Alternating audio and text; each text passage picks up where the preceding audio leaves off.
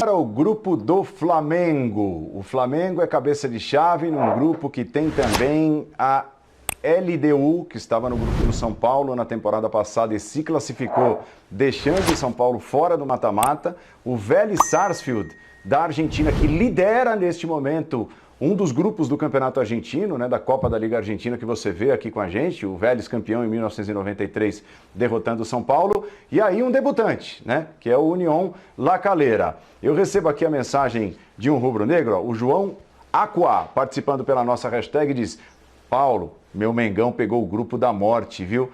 Concorda com ele, Eugênio Leal? Olha, se a gente for olhar um por um aqui, talvez seja o que mais se aproxime de um rótulo desse tipo, né? Porque eu fiquei aqui, antes do sorteio, imaginando que time eu não gostaria de enfrentar no pote 2. Aí o primeiro que veio aqui na minha lista foi LDU. Que time eu não gostaria de enfrentar no pote 3? O primeiro que veio na minha lista, o Vélez.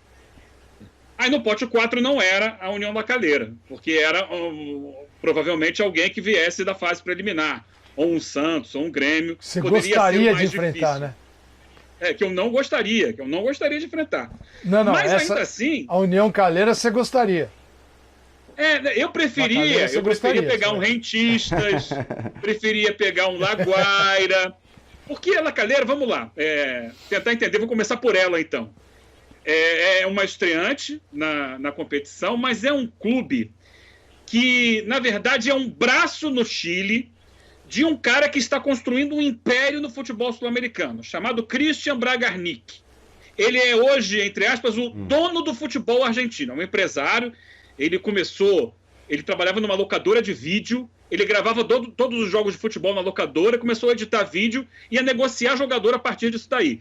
Formou um império, tem mais de 100 jogadores argentinos hoje sob contrato e todos os principais técnicos argentinos.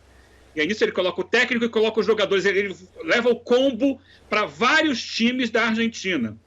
Nessa Libertadores, temos o Defensa e Justiça, que é um time todo montado pelo Bragarnik, assim como vários outros times que atuam no futebol argentino. Então, o Eduardo Cudê é técnico dele, o Sebastião Becassese, que está lá, é técnico dele, o Crespo é técnico dele, e outros técnicos importantes. Recentemente, esse cara comprou o Elche, da Espanha, colocou lá, inclusive, o técnico dele, o Jorge Almirón, que depois saiu. E aí ele pegou um time no Chile, e tem time também já na Colômbia, ele está expandindo os seus negócios. E ele coloca lá alguns jogadores para fazer o time ser forte. Então, a La Calera vem já nos últimos 2, 3 anos disputando o Sul-Americana, já enfrentou o Atlético Mineiro, já enfrentou o Fluminense e conseguiu dessa vez chegar na Libertadores. É um clube que tem o Valdívia.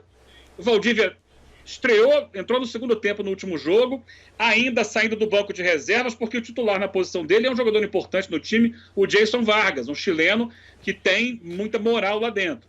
Há outros jogadores interessantes. Então, eu acho que a La Calera, claro, nesse grupo ela parece a mais fraca, olhando de início, mas ela pode incomodar dos de outros, alguma forma. O jogo lá é em campo de grama sintética, não é a mesma grama, por exemplo, que tem na Arena do Palmeiras ou na Arena do Atlético Nacional, do Atlético Paranaense. É uma grama um pouco mais aquele estilo antigo, um pouco mais dura, então gera dificuldade de adaptação. E a curiosidade é o técnico, né? O Luca Marco Giuseppe, ele nunca treinou nenhum time grande. Ele estava na terceira divisão da Argentina, dirigindo o time da terceira divisão argentina, chamado Real Villar, e foi puxado, provavelmente, pelo Bragarnik para ganhar um pouco de projeção e ser um dos seus novos comandados aí, empresariados. LDU, a gente já sabe da força que ela tem altitude de Quito. O Flamengo jogou lá recentemente, né, contra a LDU. Aliás, por 2 temporadas seguidas, o Flamengo pegou o grupo da LDU em Libertadores e agora pega de novo, não pegou no ano passado. E o Vélez é um time cascudo, que tem uma base muito forte, Orelhano, Thiago Almada, mas está mesclando esses jovens com alguns jogadores mais experientes, inclusive o Mancoejo, que jogou no Flamengo. Tem aquela história da lei do ex, o Mancoejo está por lá. Grupo dificílimo que pegou o Flamengo, mas é o Flamengo, né? O Flamengo é muito forte e é óbvio que ele é o favorito do... Eu imagino, Paulo Calçade, que o Pablo Andrade, lá da TV equatoriana, e o Pablo Calçade, da TV argentina, que estão nesse momento analisando esse grupo, eles devem também olhar de uma outra forma, talvez. O Flamengo vai ficar com uma das vagas. E aí tem uma briga forte, La Calera à parte, tem uma briga forte que parece pintar entre LDU e Vélez Sarsfield. Te parece também o Flamengo um pouco acima, mais favorito que os outros e uma possível grande briga, repito, depois de tudo que disse, a aula que deu o Eugênio sobre o La Calera, mas uma possível briga mais forte entre LDU e Vélez Sarsfield? O Flamengo, eu acho que essa visão, o Flamengo está construindo essa reputação internacional, o título da Libertadores da América 2019 leva para isso, o bicampeonato brasileiro também, um bicampeonato, e eles sabem a dificuldade. Por exemplo, o Brasil tem uma quantidade de campeões da Libertadores que nenhum país tem, de campeões diferentes, variados. Isso mostra um pouco sim, do futebol brasileiro. E o Flamengo com jogos, vamos pensar nos jogos do Flamengo em casa. Se o Flamengo perder pontos em casa, aí a gente já começa, aí o trabalho do Rogério vai ser questionado. Então, pensar no natural pelo elenco que o Flamengo tem. Difícil é dizer onde é que é a casa do Flamengo hoje, se ele vai jogar no Rio de Janeiro, se não vai, o que vai ser, onde é que ele poderá jogar, né, em função de tudo que está acontecendo aqui. Esse é um ponto importante. Abril é um mês muito complicado e o mês de maio ainda também será aqui no nosso país em relação à Covid. Então, como é que vão estar os tais protocolos, quais as cidades que vão abrigar? Isso pode fazer a diferença. Mas, independentemente de onde vai jogar, 3 vitórias ele tem que ter como mandante. Então, ele tem 9 pontos e aí sai para jogar fora de casa. Sim, agora, com o elenco que tem, né, o Flamengo é um candidato a título da Libertadores. Então, não dá para também minimizar o potencial do Flamengo e trazer o Flamengo para um patamar técnico que é dos outros. São os outros que têm que tentar encarar o Flamengo. Não posso pegar o Flamengo e reduzir. Como, por exemplo, tem um que ainda não alcançou rendimento, mas é o 9º cabeça de chave, que é o Atlético Mineiro. Por tudo que está construindo, você olha para o Atlético como ele está aqui fora do pote 1, mas é um Ele candidato, é pote 1. É um candidato ao futebol, tem que ser de pote 1 e ainda deixando muita gente para baixo. Né? Então, no caso do Flamengo, eu vejo o Flamengo nisso, porque o Rogério foi campeão brasileiro.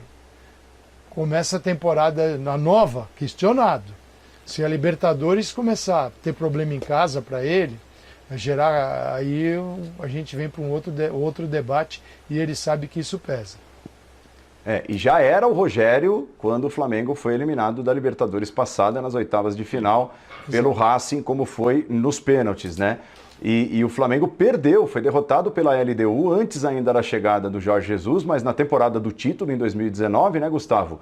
Perdeu lá no Equador, ainda dirigido pelo Abel. E na temporada passada, o São Paulo foi derrotado pela LDU, foi o jogo que praticamente sacramentou a eliminação. Ao mesmo tempo, o Santos foi ao Equador, já numa fase seguinte da edição passada da Libertadores, e se deu bem contra a LDU. Mas ainda assim é um adversário bastante cascudo.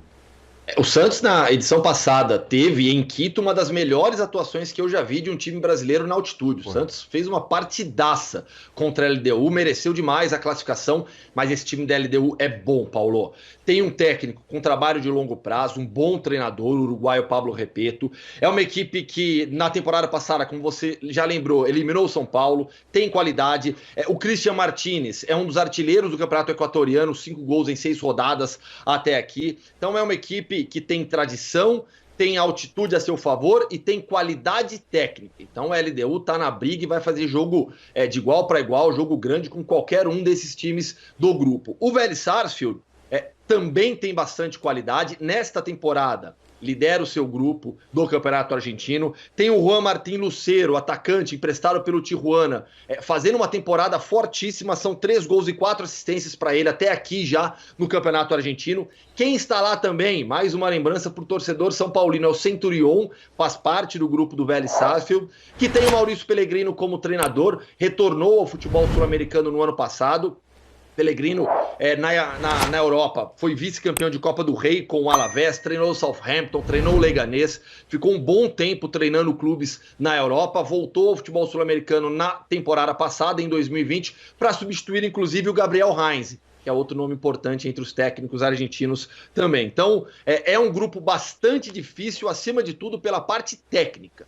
Sabe, a gente já destacou aqui muito a questão, jogar em La Paz é muito difícil, o deslocamento para Venezuela também é complicado. Aqui tem jogo na altitude, em Quito, mas acima de tudo, para mim, a dificuldade maior para o Flamengo aqui é técnica.